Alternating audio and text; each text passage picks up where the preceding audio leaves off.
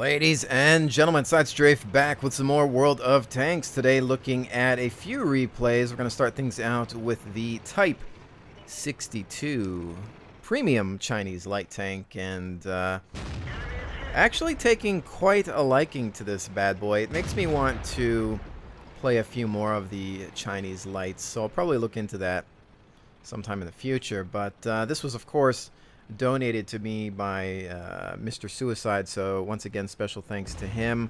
I don't think I would have bought it had he not sent it my way. It was available for a limited time in the gift shop, and it's been pretty rare, so it's nice to have it. It's just kind of a cool looking tank, and it performs pretty well, as you might see here. We'll see how this goes, but right now you can see that we are in the center line of this map. Typical fight going on near the bay. We've got a 25-2 American tank destroyer hovering around here. I'm with this Panther, backing him up. There's that 25-2 spotted once again. It looks like he's falling back. Now, pay attention to the fact that we have got a lot of tank destroyers on the opposing force, which means most likely they're camping towards the north. That's generally where they like to hide out. We can see that there are a couple running through the bay area, the town over there, and they might be playing more of a CQB tank destroyer role. They've got an SU-122-44. We know that that's pretty much what they're good for. They're not fantastic at range. Jagdtiger sighted at the north, as well as an AMX AC-46. Taking a look at it, taking a shot there. Now, my goal here was to just sit at the center line, kind of passive scout. I decided to take that shot, and I generally will take shots or at targets of opportunity just to kind of mess with the enemy a little bit, keep them pinned down, or perhaps just to help assist my team. My idea here was to use my view range and coated optics to perhaps spot any flankers. Not a whole lot of action at the center currently. You can see they've got a Jagdtiger moving south, and they've got their other Jagdtiger, T-95, and a 25-2 up towards the northwest. It's a really tough position to get them out of. There's a lot of cover and kind of hilly terrain over there. But you can see we've also got a 25-2 on the flank, perhaps trying to get around some of our friendlies in the town there. So I decided to move in and assist. I don't want to just sit around and not help out. And there's kind of two ways that I like to play the scout. There's the passive scout, where you just get into a position, hide, get into some bushes, some trees, some camo, and not fire a shot as we take out this 25-2 there. Your idea there is that you're just trying to light targets, point them out, hit your spotting key and assist or request fire, so that your friendlies are also going to focus on that target, and perhaps you'll have some assist points, and you'll just in general be helping the team. Here I'm more so in a flanking engagement. We're playing like a light skirmisher more than a passive scout in this mode. We've got a Centurion 7-1 behind that building. Not sure what cannon he's got. We need to be careful, because if he's got the 105, we know that he can do quite a bit of damage to us. I've only got 880 hit points, and he would pretty much have us if we take one. The armor's not going to hold up. You'd have to get pretty lucky to survive a blast from most of the tanks in this matchup. I lost my Panther ally to the T-95. So I'm still assuming that maybe he just has a shot from that northern position. I'm worried about the Centurion. So now I'm just pinned here, hoping that I can maybe light him up, and then an ally will take him out. You can see that we're further pushing the fight in the bay as we just roll around here trying to spot targets. So if we bring up the map, we can see what we've got going on here. They're pushing Indian Panzer in the lead, E75, IS-8, AMX. We've got a Jagdtiger kind of rolling back to base, not sure what he was up to there. Already still in his position, AMX and Tiger. Centurion spotted on my center line. We've got a Jagdtiger requesting a fallback. Centurion goes down to the IS-8. I'm deciding to relocate, head into the town here by the bay, perhaps assist, flank, and or annoy the enemy. You can see that our friendlies are rolling in. Indian Panzer taking a hit. IS-8 destroying the Lurva. E-75 rolling up, deciding to just use my speed to perhaps get in on some flanking action. The gun on this bad boy is not bad. If you get to the flanks, you can pen pretty well. It's got a decent rate of fire. It's fairly accurate. Here's a Jagdtiger 88. We decide to throw some rounds into its side. There's a 110 behind that building. And here I'm kind of assuming that he's not paying any attention to me, so I'm going to go ahead and work on this Jagdtiger 88.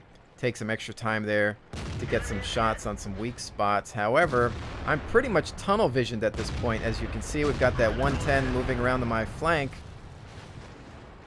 His gun about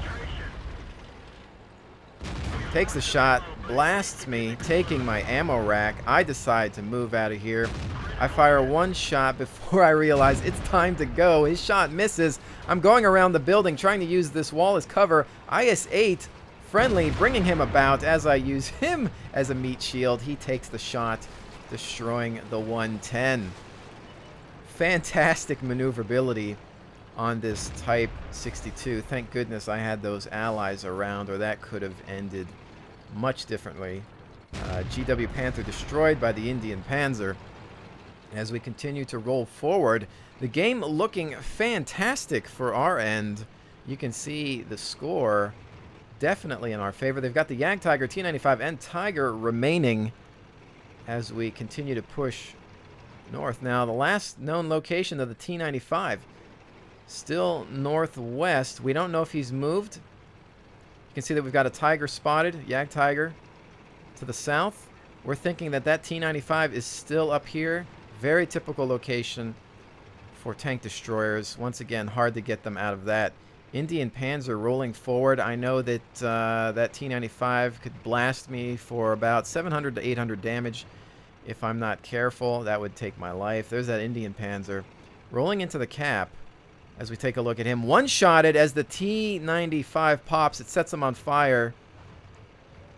And that's the end of that. They appear to be capping base. I decide to not run into that T-95 head-on. I'm continuing my flanking maneuver. Definitely surprised to see that he hit the center line and that he didn't stay where I'm about to drive into. I know that I need to stay hull down, keep it behind these hills, maybe use the trees as cover, and just flank wide, because his weakness is that he's very slow. It's very hard for him to turn. There's the T-95 once again, spotting him. The IS-8, E-75 in the back pushing up as well, and then our Lorraine artillery bailing. Although the T-95 takes out the E-75 from range, I'm still pushing around this 95. I don't want to get engaged by him. It was very hard to see from this angle as we push into my perspective where he was looking. I'm hoping that he's going to turn towards the IS-8 and that I can get in there and assist. Passing through these buildings, I can see that he is turned around there, watching for the shot, because I know he might try to get a snapshot on me if he's looking in the wrong direction. I see that his back is towards me. I try to use this opportunity to get a shot off. That's, of course, not going to work with my gun.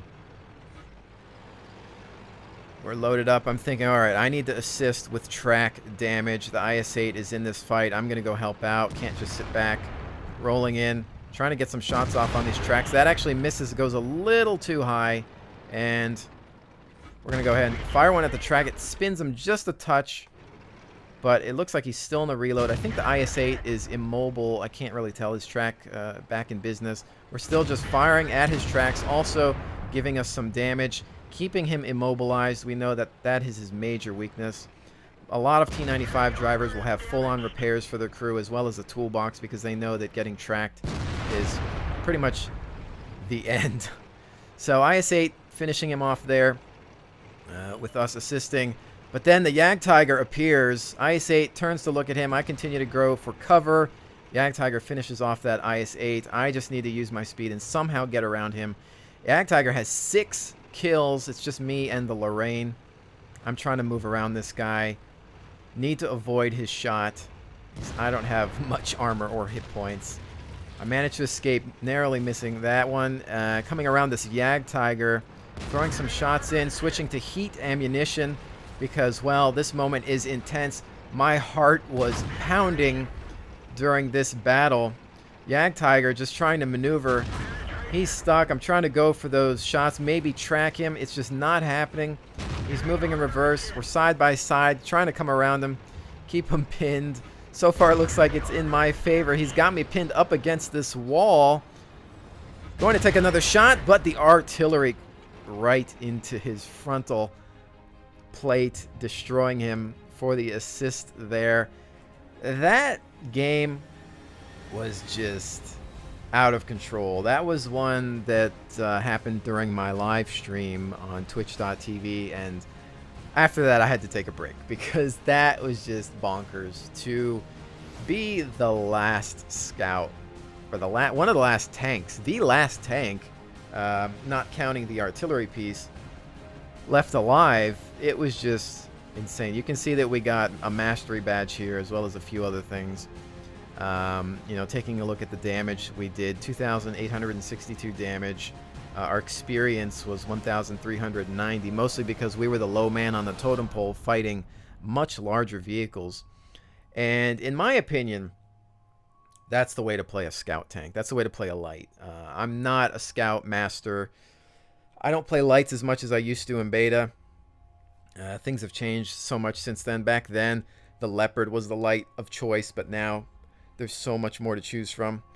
And I'm just tired of seeing suicide scouts and people that just throw themselves away. They think that they're in the wrong match because they're a light, that they can't do anything, and it's so wrong. And this kind of battle proves that. I mean, not all light tanks have decent guns. The Type 62, I think some of the Chinese lights have some really good guns. But, you know, even for any other light tank, it's about scouting. You're there to spot. You're there to assist. You're there to harass. You're there to kill arty. There are so many other jobs that you can do as a light, even if you're under tiered. And that really goes for any tank. If it's a medium or a heavy and you feel that you can't do anything, there's plenty you can do. Because when you're tracking an opponent, when you're immobilizing somebody, when you're keeping somebody suppressed or tied up, buying your team time, there's so many things that you can do. And this was an example of staying alive, not suicide scouting, lasting the entire game. And I think that's really how things have to be played. So that was that replay. Again, probably one of the best games I've had in a long time with any vehicle. But let's go ahead and take a look at the next one. All right, and our next replay featuring the German Tiger II heavy tank. Pretty decent matchmaking for me as we roll up the hill. And of course the hill maneuver, taking this is always questionable. Some people think that it's 100% crucial to victory. Others think that you should just have a nice even spread along the map. And I think that the hill is important because it gives you a route into the enemy base. And it also provides a nice sniper platform and overwatch position for tanks that have that type of view range and accuracy. But I do tend to favor it depending on what tank I'm in. If I'm in a heavy, I'll go for it. If I'm in a medium or light, I might head in a different direction. But as you can see, we're rolling up here. We've got a couple of Hellcats with us and a 25-2. We can see that there's a Stuart rolling in. Hellcats are prepping for engagement. I'm just looking up as I see this guy zipping through. I'm like, all right, let's take this guy. Come on. One shot in from myself. Everybody else missing their shots. He's got us all spinning around. He continues to move. And honestly, I just give up on him because I feel like I'm the heavy tank. I have to keep moving forward. I ping the mini-map saying, guys, look out. There's a scout heading your way. I don't know if they noticed it. He's heading right for our artillery piece as the MT-25 gets hit and immobilized. We finish him. But as you can see, that Stuart is on our arty piece, and it looks like we're going to lose him. So You know, could I have done more in that situation? Perhaps. But as the heavy tank, I felt that it was my duty to stick with the hill, and I didn't have the speed to catch up with him. If anything, maybe one of the Hellcats could have chased him down. You may have done something different, but I knew that I had to stay here. I don't really feel bad about losing artillery on this map. So, having said that, we're going to take a look at this engagement against the Panther.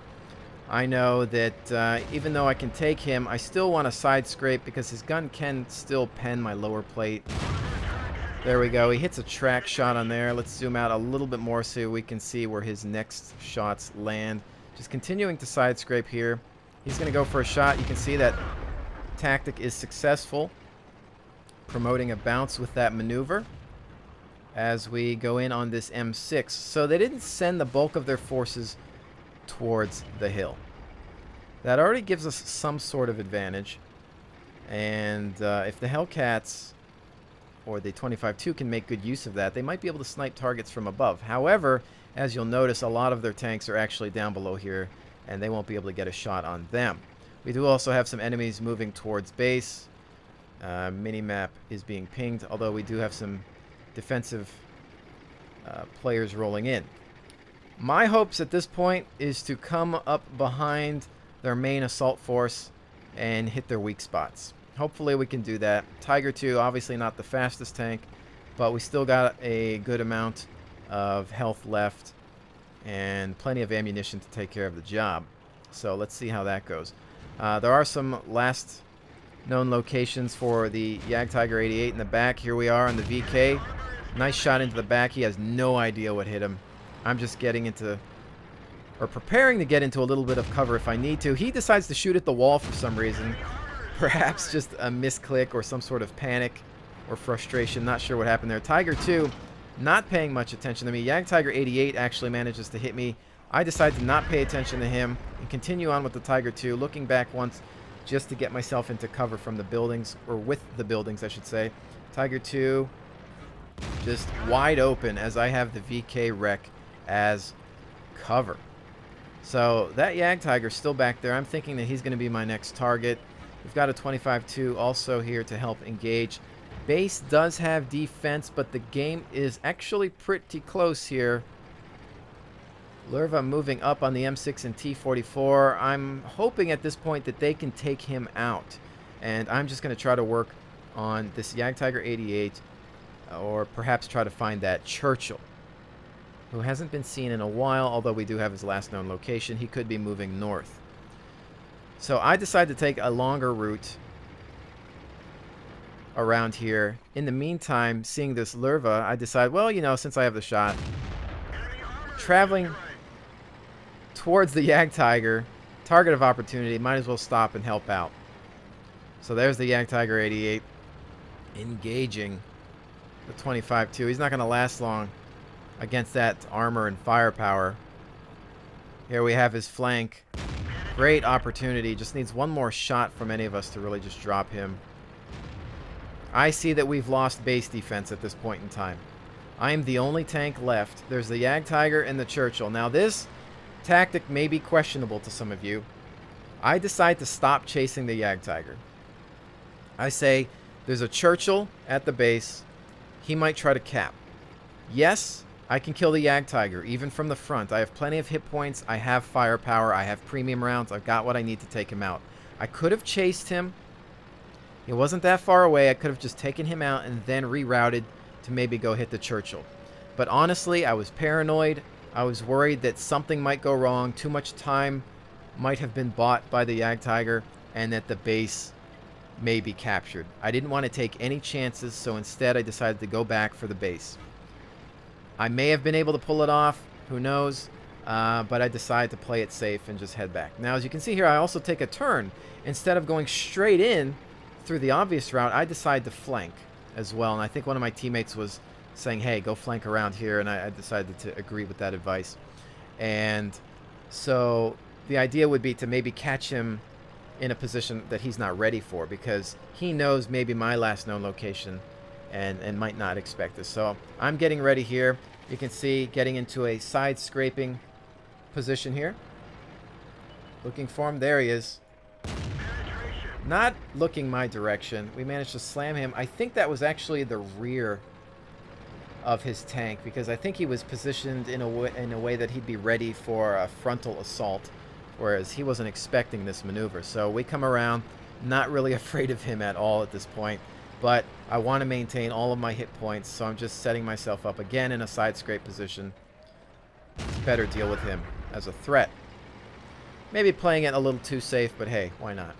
So 5 kills there with the Tiger II. We still have plenty of hit points. You can see that we've done 3,439 damage already.